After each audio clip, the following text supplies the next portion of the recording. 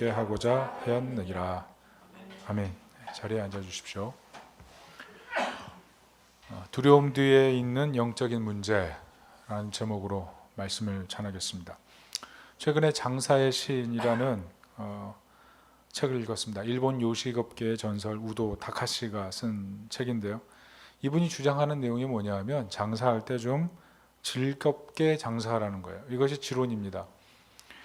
특별히 가게를 내는데 좋은 때 나쁜 때 없다는 거예요. 불황이면 불황인 대로 또 기술을 배우기 때문에 즐겁게 일하라는 거죠. 여러분 음식 장사 생각해 보십시오. 자녀들 앞에서 힘들게 장사하고 그러면 자녀들이 그 가게에 물려받겠습니까? 즐겁게 일하면 물려받을 마음이 생기는 거 아니겠어요? 즐겁게 일하면 마음에 창의적인 아이디어도 떠오르고 손님도 그 일하는 분을 보면서 마음도 즐거워서 또 오고 싶게 되는 것, 그게 바로 즐거움의 원리라는 거죠. 그래서 이 책에서 계속 반복하게 얘기하는 게 장사는 즐기기 위해 하는 것이다, 이런 거예요. 이런 지론을 보면서 참 저에게 도전이 됐습니다. 나는 얼마나 목회를 즐겁게 하고 있는가. 여러분은 어떻습니까? 여러분은 인생을 즐겁게 살고 계십니까? 하나님께서 주신 우리 인생을 정말 복되고 아름답고 행복하게 살고 계십니까? 제가 지난주 교회 어떤 분하고 통화하면서 저도 모르게 아유 죽겠어요 이런 얘기를 했어요.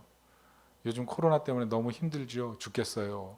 제가 그 전화를 끊고 나서 내가 왜 이런 부정적인 말을 했을까, 그 생각을 했어요. 그런데 생각해 보니까 그분도 죽겠어요 그런 말을 했어요. 그러니까 이 코로나가 우리 모두를 힘들게 피곤하게 만드는 건 사실입니다. 그렇지만 우리로 하여금 우리 감정을 어두움으로 자꾸 몰아가는 것, 이게 건강한 게 아니라는 거죠. C.S. 루이스가 그런 말을 했어요. 내 믿음을 무너뜨리는 것은 이성이 아니다. 도리어 내 믿음은 이성에 확고히 서 있다. 도리어 내 믿음을 무너뜨리는 것은 상상력과 감정이다. 그랬어요. 상상력과 감정. 생각해보면 일어나지 않을 일들을 계속 생각하면서 그것을 걱정하고 상상을 키워서 우리의 감정이 불안해지는 것 아니겠습니까? 그래서 우리가 엉뚱하게 잘못된 곳에 우리의 감정을 하차시키는 거예요.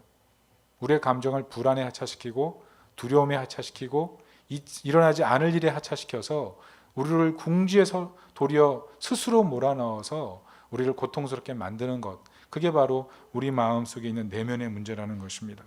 그래서 잘 돌아보면 분명히 하나님 믿어요. 그런데 무신론자처럼 살아요. 심지어는 무신론자예요. 그런데 이런 불안함과 두려움이 있기 때문에 오늘 죽으면 어디로 가지? 이런 두려움에 사로잡히게 되죠. 예수 믿는 사람도 믿음 있다고 하지만 어느 순간에 믿음 있는 말을 하다가 믿음 없는 말을 해서 주변의 사람들이 저 사람 예수 믿는 사람 맞아? 이런 얘기를 듣게 되는 것, 그게 바로 우리의 실체라는 것입니다. 왜요? 우리의 감정이 상상력과 감정을 통해서 우리를 두려움과 불안으로 이끌어 간다는 거죠. 그래서 우리는 이 두려움의 문제를 지혜롭게 해결해야 된다고 생각합니다. 이 감정의 문제, 이 감정이 우리를 파괴시킬 수가 있다는 거죠. 자, 그렇다면 어떻게 우리에게 다가오는 이 두려움의 감정의 문제를 해결할 수 있을까요? 오늘 본문을 보시면 느헤미야 6장인데요. 우리가 4장은 성벽 재건, 그 외벽의 성벽 재건의 부담을 이겨낸 느헤미야의 모습이 있다면 5장은 성벽 재건을 하면서 내적 공동체의 분열, 이것을 다스려가는 느헤미야의 모습을 살펴보았습니다. 오늘 6장은 이 내면의 공동체의 문제와 외면의 공동체의 문제를, 외면의 대적의 문제를 해결했던 느헤미야에게 새롭게 다가온 위기를 말합니다. 그것은 바로 내부의 적과 외부의 적이 존재하는데 내부의 적과 외부의 적이 결탁해서 느헤미야를 협공한 그런 위기 상황, 그것이 바로 느헤미야의 문제였다는 겁니다. 오늘 본문의 상황은 1절에 이렇게 나옵니다. 그때는 내가 아직 성문에 문짝을 달지 못한 때였더라. 성벽 재건 이제 다 마무리했거든요. 이제 성문만 달면 끝나는 상황이에요.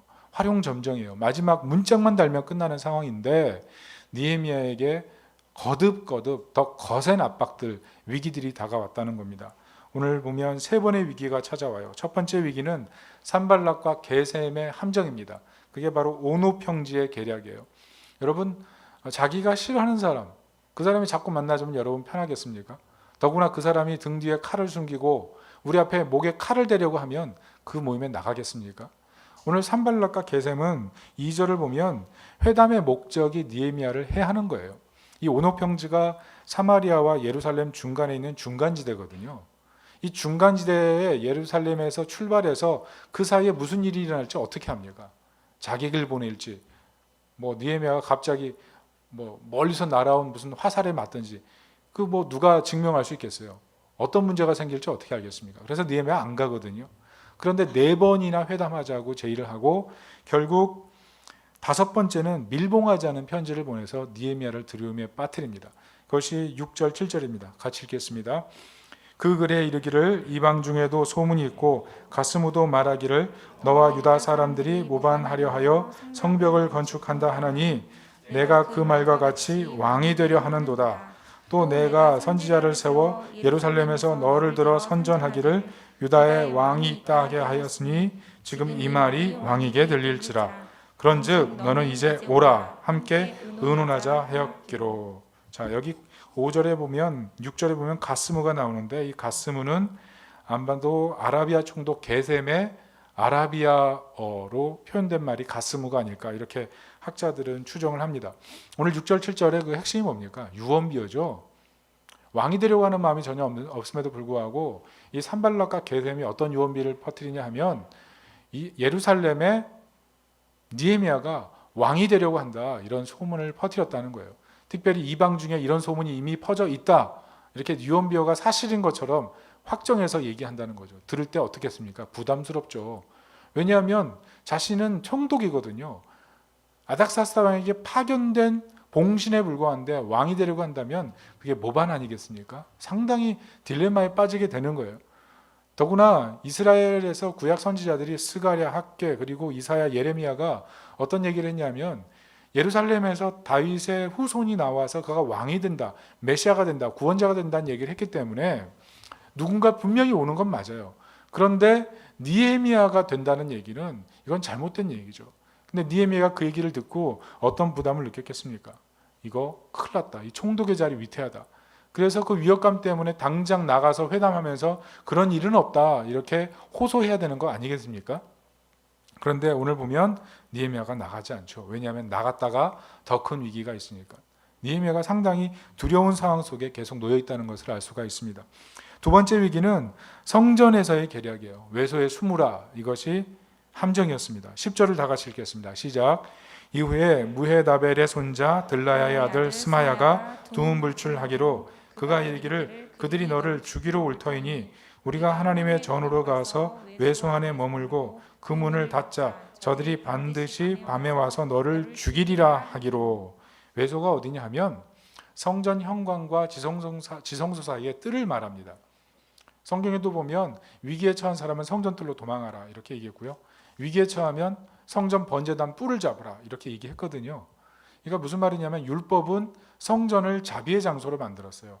그러니까 이 자비의 장소에 누군가 너를 죽이려고 하니까 숨어라, 피해라. 이게 바로 무헬다벨의 손자 들라의 아들 스마야의 얘기였습니다. 그런데 문제는 뭡니까?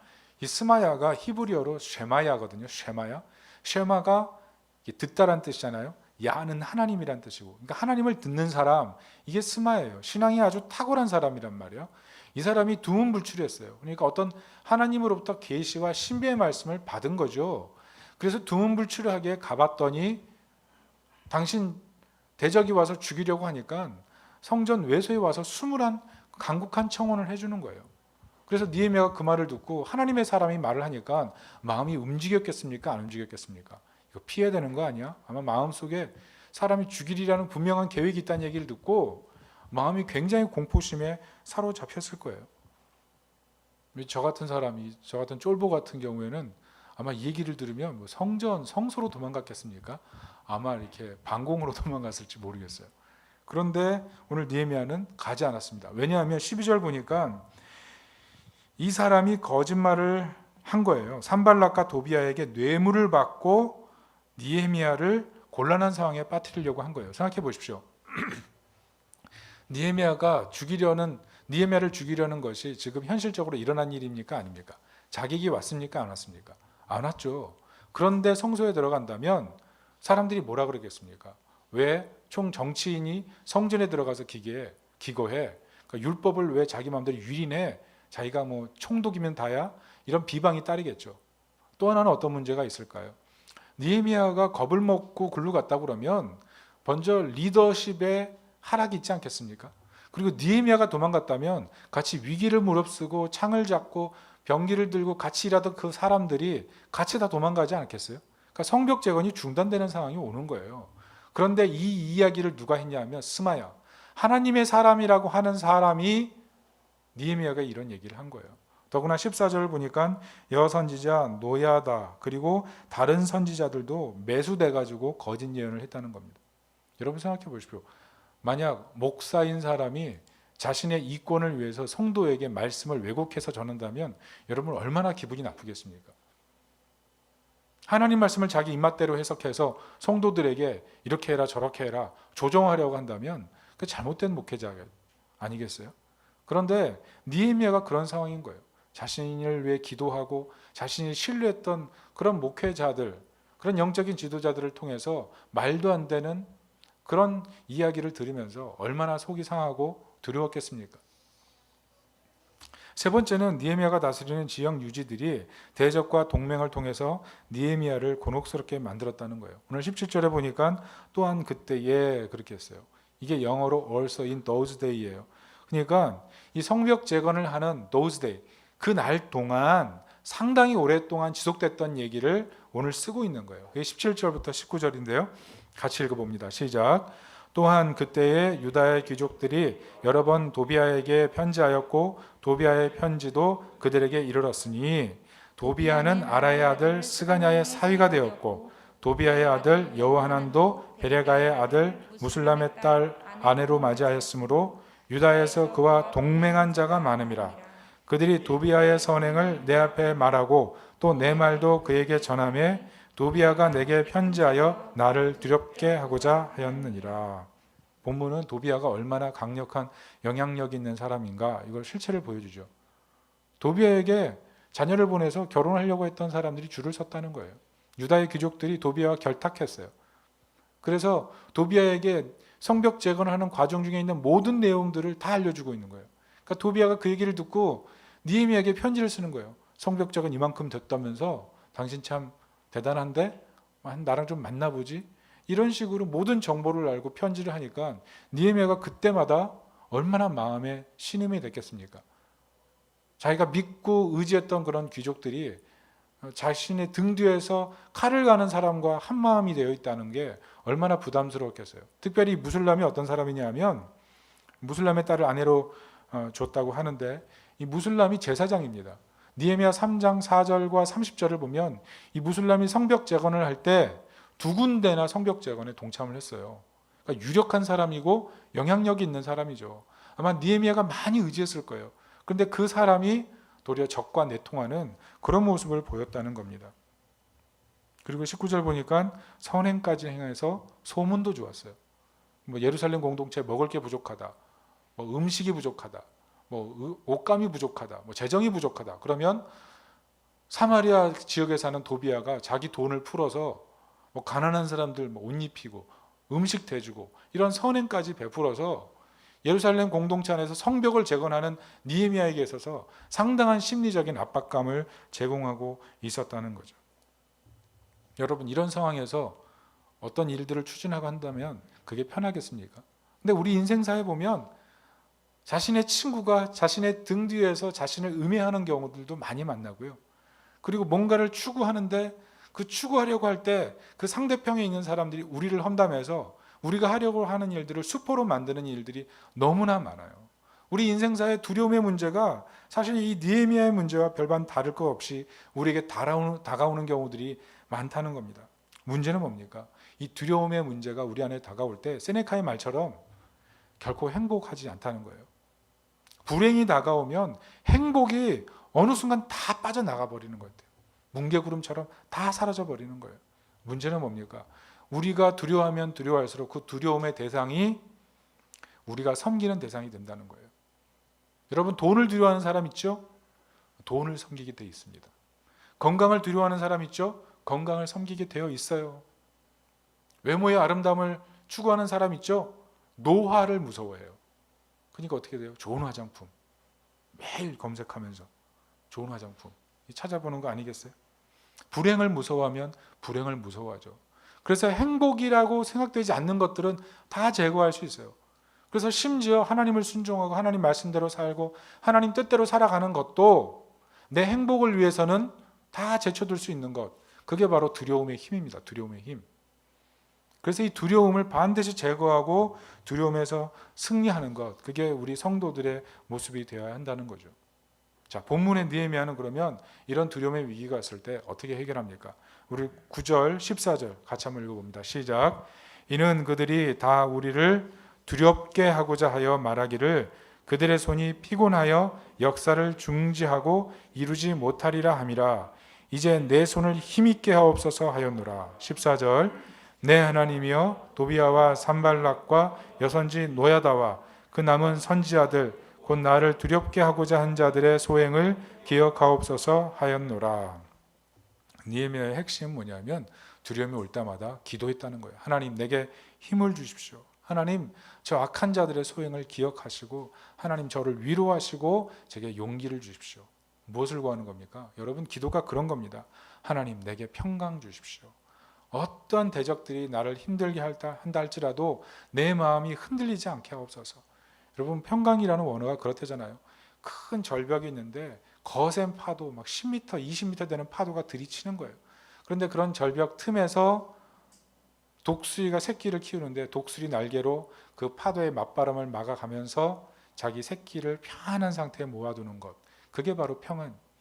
어떤 위기가 다가와도 하나님의 날개 그늘 아래 들어가는 것, 그게 평안이고 기도의 능력이라는 거죠. 여러분 기도하십니까? 여러분 기도의 능력이 임하면 우리 마음 가운데 평안이 임하는 줄로 믿습니다. 특별히 제가 오늘 아침에 잠에서 깨어서 일어나는데 하나님께서 주신 말씀이 있어요. 이 자다가 아침에 일어나자마자 하나님 주시는 말씀이 있을 때 참 기분이 좋잖아요. 오늘 아침에 하나님 주신 말씀이 뭐냐면 하나님 주신 것이 선함에 감사함으로 받으면 버릴 것이 없나니, 이런 말씀을 주시더라고요. 아침에 일어나자마자 감사함으로 받으면 버릴 것이 없지, 이런 마음을 가지고 일어났어요. 여러분 감사함으로 받으면 버릴 것이 없는 것을 믿습니다. 여러분 삶 속에서 일어나는 여러 가지 문제들이 많잖아요. 그런데 그것을 감사해 보십시오. 기도하면서 감사로 고백해 보십시오. 그러면 우리가 그 감사로 고백할 때 그 문제가 두려움의 문제가 아니라 도리어 감사의 문제로 바뀌어서 우리 영혼을 평안하게 하고 우리 심령을 강건하게 하는 것을 알게 된다는 거예요. 특별히 어떻습니까? 두려움의 문제도 사실은 두려움이 하나님의 것 아니에요. 그리고 두려움의 감정도 하나님이 창조하신 거잖아요. 그 감정이 하나님 거거든요. 그러면 그 두려움의 감정이 임할 때 우리가 그것을 두려워할 필요가 없어요. 그 두려움은 하나님의 임재의 한 증상일 수도 있거든요. 한 현상일 수도 있거든요. 그래서 그 두려움 속에서 역사하시는 그 하나님을 발견하는 것, 그게 바로 우리의 성도의 모습이 되어야 한다는 것입니다. 그래서 바울 사도 말처럼 쉬지 말고 기도하는 거예요. 쉬지 말고. 특별히 데살로니가전서 5장 16절 바울이 쉬지 말고 기도하라 했던 이유가 뭡니까? 기독교를 믿고 있는 그 신앙인들에게 시시각각 다가오는 많은 핍박이 있기 때문에 쉬지 말고 기도하라. 기도를 통해서 두려움을 털어내라. 이런 말씀 아니겠습니까? 여러분 기도를 통해서 이런 승리가 있기를 예수님의 이름으로 축복합니다. 폴트리 목사님이 그런 얘기를 했어요.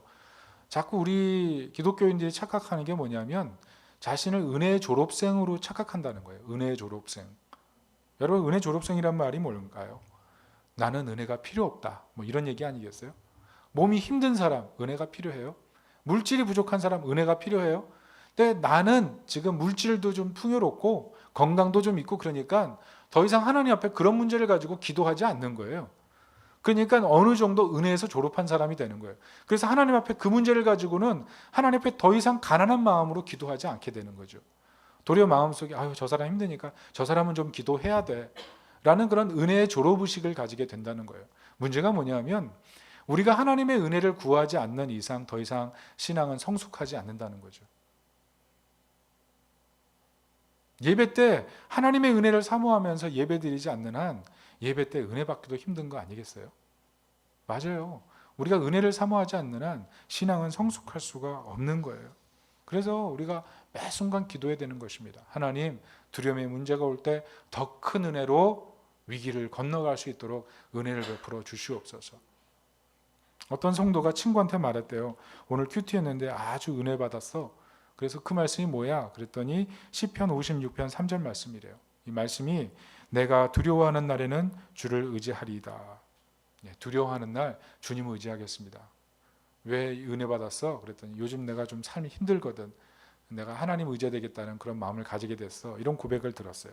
그 고백을 듣던 친구가 동의하면서 정말 은혜로운 말씀이구나. 나는 이 말씀을 받았어. 그러면서 이 말씀의 큐티를 나는 내용이 이사야 12장 2절이에요. 이렇게 쓰여 있습니다. 내가 의뢰하고 두려움이 없으리니. 무슨 말씀이에요? 더 은혜되는 말씀이죠. 보통 두려움이 있을 때 하나님 의뢰하잖아요. 그런데 이사야 말씀은 하나님 의뢰하기 때문에 두려움이 없다는 얘기죠. 매 순간 하나님을 의뢰하는 그런 마음이 있기 때문에 어떤 두려움이 와도 내 마음에 평안과 기쁨이 가득한 상태, 그게 바로 기도의 능력이고 은혜가 되는 줄로 믿습니다. 여러분 항상 기도하십시오. 깨어 기도하십시오. 우리에게 두려움을 심고 의심을 심고 걱정을 심는 그 문제가 생길 때마다 하나님 주신 평안을 되찾고 감사를 되찾기에 기도하는 하나님 사람 되길 바랍니다. 이사야 12장 2절 3절에 보라 하나님은 나의 구원이시라 내가 신뢰하고 두려움이 없으리니 주 여호와는 나의 힘이시며 나의 노래시며 나의 구원이심이라. 그러므로 너희가 기쁨으로 구원의 우물들에서 물을 기르리로다. 두려움이 오는 순간 어떤 순간이요? 하나님을 의지하는 순간. 아니 하나님을 의뢰하기 때문에 두려움이 내게 다가올 때 도리어 기쁨의 샘이 터지는 순간, 그게 우리가 해결해야 될 두려움의 문제라는 것입니다. 여러분 두려움의 문제가 있을 때 나는 얼마나 하나님을 신뢰하고 있는가, 하나님은 나에게 있어서 얼마나 위대하신 존재인가를 다시 생각하고 하나님과 기도의 교통이 살아나기를 예수님의 이름으로 축복합니다.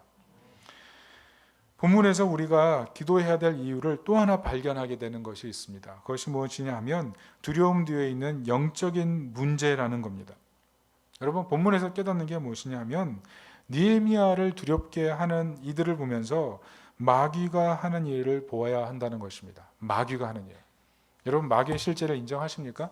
여러분 마귀가 존재한다고 믿으십니까? 여러분 마귀가 존재합니다. 성경은 마귀의 존재를 결코 부인하지 않습니다.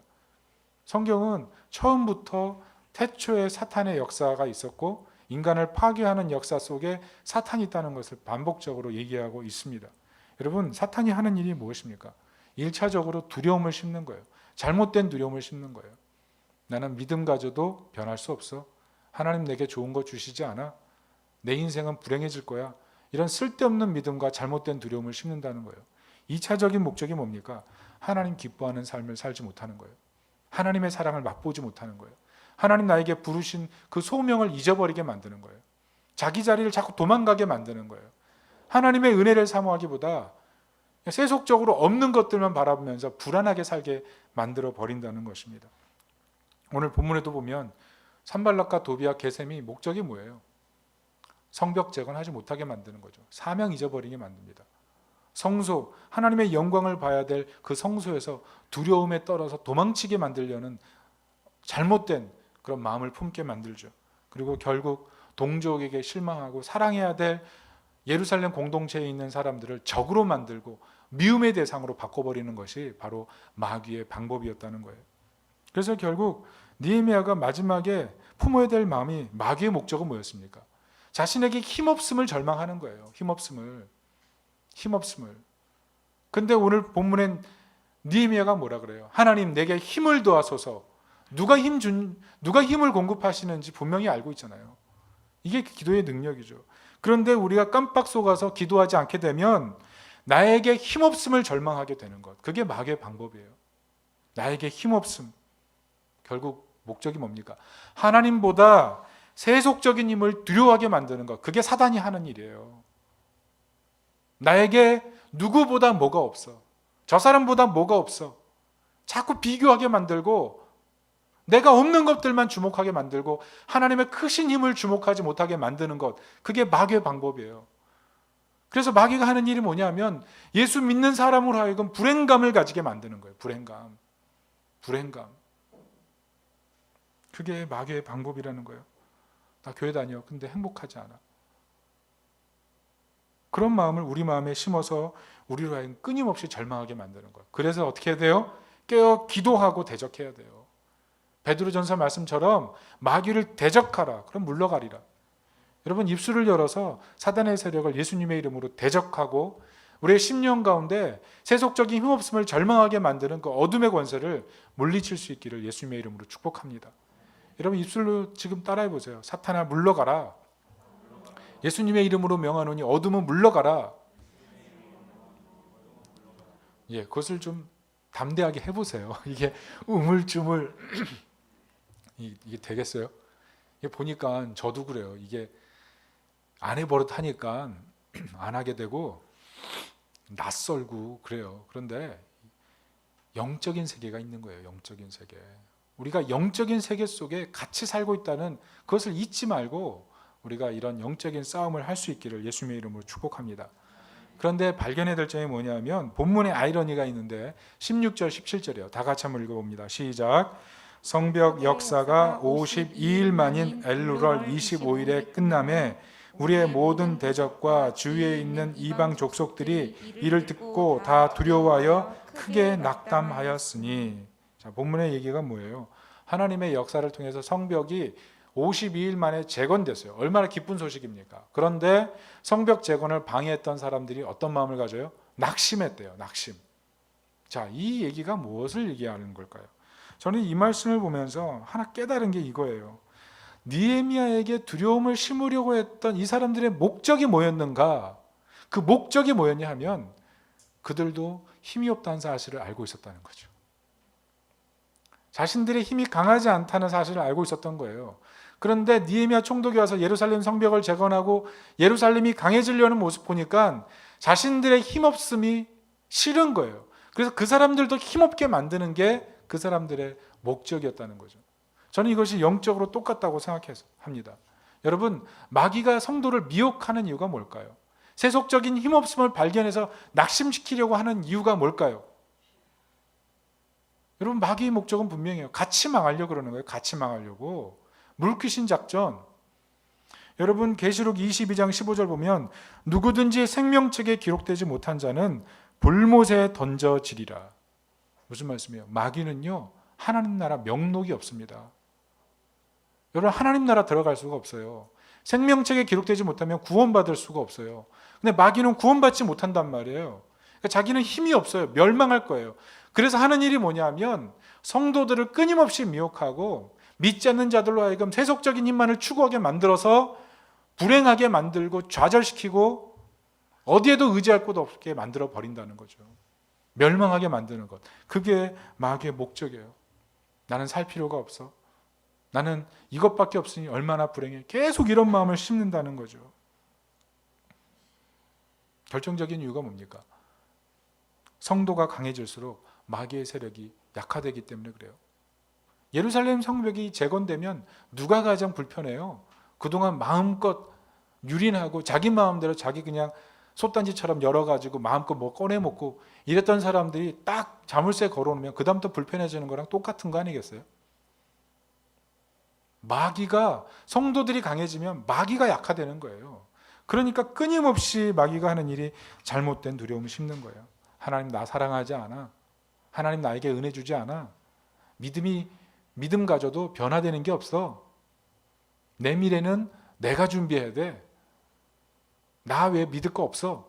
계속 이런 마음을 심어서 잘못된 두려움에 빠지게 만들고 결국은 두려움 속에 살게 만든다는 겁니다. 그래서 우리가 해야 될 일이 오늘 성경의 말씀, 본문의 말씀에 나온 것처럼 기도하는 것. 여러분, 항상 기도가 살아있어서 감사 회복하고 평안을 회복하고 마음속에 이 기쁨의 샘이 터지기를 예수님의 이름으로 축원합니다. 마지막으로 말씀드릴 것은, 그렇다면 우리가 여기서 발견하는 복음이 무엇입니까? 우리는 승리하신 예수님의 기도 안에 존재하는 사람이라는 거예요. 누가복음 22장 31절 32절을 다 같이 읽습니다. 우리 다 같이 한번 읽겠습니다. 시작. 시몬아 시몬아 보라, 사탄이 너희를 밀가루듯 하려고 요구하였으나 그러나 내가 너를 위하여 내 믿음이 떨어지지 않기를 기도하였노니 너는 돌이킨 후에 내 형제를 굳게 하라. 무슨 말씀이에요? 예수님이 베드로가 예수님 저주하고 부인할 거 알았어요. 두려움에 빠져가지고 도망갈 거 알았어요. 그래서 예수님께서 베드로를 위해서 겟세마네에서 그렇게 눈물을 흘려 기도하셨어요. 그런데 예수님이 그 밀가루부터 청구하는 그 베드로를 위해 기도하신 것처럼 사단이 우리를 끊임없이 밀가루부터 청구하지만 예수님이 겟세마네 동산에서 온 인류를 위해서 기도하셨다는 거예요. 나를 위해 기도하셨다는 거예요. 십자가에 달리셔서 죽으실 때까지 나를 위해 기도하신 분, 그분이 예수님이에요. 예수님은 지금 내가 당하는 현재적인 고통의 그 크기를 예수님 이미 아셔서 그 자리에서 기도하셨다는 거예요. 그리고 나의 고통과 함께 죽으셨고 나의 고통에서 해방시키기 위해서 부활하셔서 승리의 왕자에 계시다는 겁니다. 뿐만 아니라 지금 우리의 문제를 돕기 위해서 여전히 예수님 기도하시고 우리와 동행하고 있다는 거예요. 여러분, 그렇기 때문에 여러분 두려움의 문제가 올 때 그 두려움은 정말 우리를 이길 수 있는 두려움입니까? 아닙니까? 아무리 두려움의 문제가 찾아와도 사실은 그 두려움의 문제에 우리는 질 수가 없는 거예요. 왜냐하면 우리 주 예수님 안에서 그 두려움의 문제가 이미 하나님께 기도로 상달되어서 응답받은 거예요. 이미 우리는 두려움에서 승리한 존재가 되었다는 것입니다. 우리는 승리자예요, 승리자. 뿐만 아니라 예수님이 끊임없이 우리를 도와주려고 하시기 때문에 우리는 결코 넘어지지 않는 존재로 하나님 안에서 서게 되었다는 것입니다. 이것을 믿으시기 바랍니다. 그래서 우리에게 다가온 어떤 두려움이 있을지라도 주님이 이루신 이 구속의 사건, 주님이 이루신 이 승리의 사건을 바라보면서 소망을 가지게 되는 거예요. 지금 비록 실망하고, 지금 비록 낙담이 되고, 지금 비록 다른 사람과 비교가 되고, 내가 행복하지 않은 것 같고, 그렇지만 그리스도 예수께서 이미 내 문제를 알고 계셔서 나를 위해 기도하셨고 십자가에서 승리하셨기에 나도 이 문제에서 승리하게 될 것이다. 이런 믿음을 가지고 사는 거예요. 주님이 내 고민을 이미 아시기 때문에 나를 도와주실 것이다. 궁극적으로 나는 온전해질 것이다. 약할 때 강함 되시는 하나님이 나와 함께 하실 것이다. 이런 믿음을 가지면 우리 심령 가운데 뭐가 생깁니까? 기쁨의 샘이 터지는 거예요. 은혜의 샘이 터지는 거예요. 이런 하나님 백성이 되시기를 예수님의 이름으로 축복합니다. 오늘 우리 이미 읽었던 이사야 12장 2절 3절 말씀 우리 다시 한번 읽어볼까요? 시작. 보라, 하나님은 나의 구원이시라. 내가 신뢰하고 두려움이 없으리니 주 여호와는 나의 힘이시며 나의 노래시며 나의 구원이심이라. 그러므로 너희가 기쁨으로 구원의 우물들에서 물을 기르리로다. 여러분, 이사야의 얘기가 뭐예요? 이제 이스라엘 망한다는 거예요. 그런데 그 망하는 역사 속에서 이사야가 찬양하는 것은요, 하나님을 그럼에도 신뢰하고 하나님의 그 구원의 물에서 기쁨의 샘물을 얻을 수 있다는 거예요. 여러분, 이게 바로 하나님을 신뢰하는 사람의 믿음인 거예요. 여러분, 우리가 기도할 때 어떤 두려움이 와도 이길 수 있어요.